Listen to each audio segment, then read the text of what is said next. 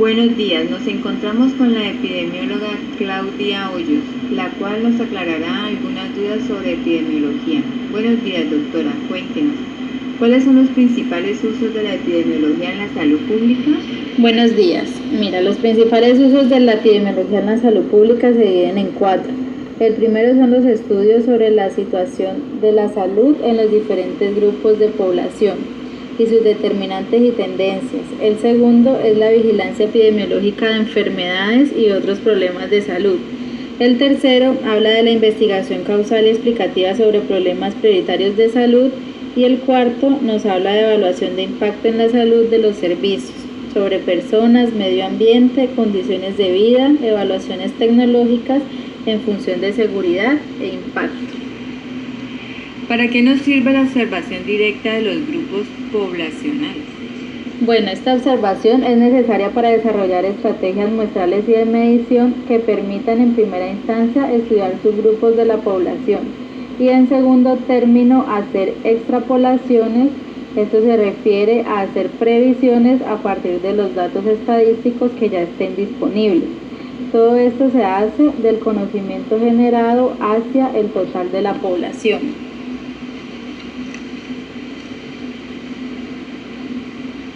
Cuéntenos, doctora, ¿cómo se clasifica el estudio epidemiológico? Bueno, la clasificación del estudio epidemiológico empieza con el estudio descriptivo, que habla de las poblaciones. En este encontramos estudios ecológicos y análisis de situaciones, que son las condiciones que se presentan. Y encontramos los individuales, que hablamos sobre reporte de casos de series y estudios transversales. Y en cuanto al estudio analítico, hablamos de observacionales, que ahí encontramos el estudio de cohorte y el estudio de casos y controles. Y en los experimentales hablamos de ensayos clínicos y hablamos de estudios de campo. Doctora, ¿qué es el estudio de casos y controles? Bueno, en el estudio de casos y controles se identifica a la persona con una enfermedad y se la comparamos con otro grupo de personas que no tengan la enfermedad, las cuales se examinan entre factores relacionados con la enfermedad que nos interesa y se compara la frecuencia de exposición a este u otros factores.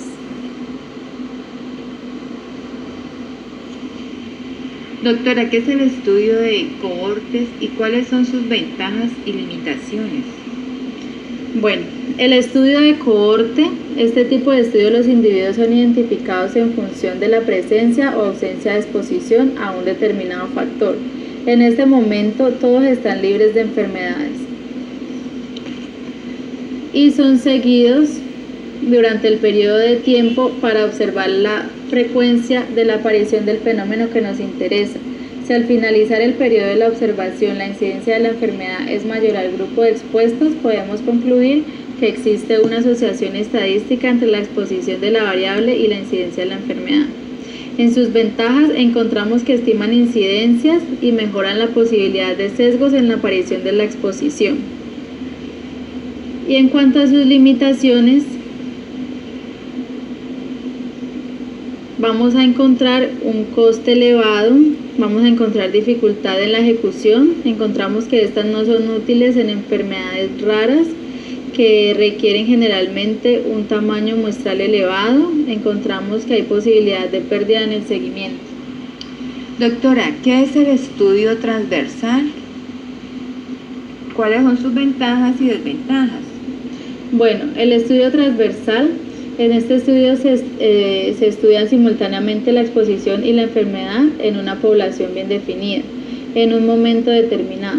Esta medición simultánea no permite conocer la secuencia temporal de los acontecimientos, por lo tanto, no es posible determinar si la exposición precedió a la enfermedad o viceversa. En cuanto a sus limitaciones, encontramos que por sí mismas no nos sirven para la investigación causal.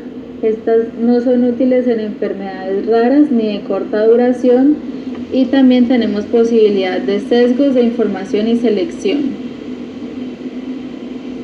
Y en cuanto a sus ventajas, encontramos que son fáciles de ejecutar, relativamente son poco costosas.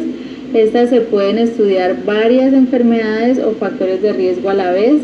Se caracterizan la distribución de la enfermedad respecto a diferentes variables y precisan de poco tiempo para su ejecución. También son útiles en la planificación y administración sanitaria. Bueno, doctora, muchísimas gracias por todas sus aclaraciones.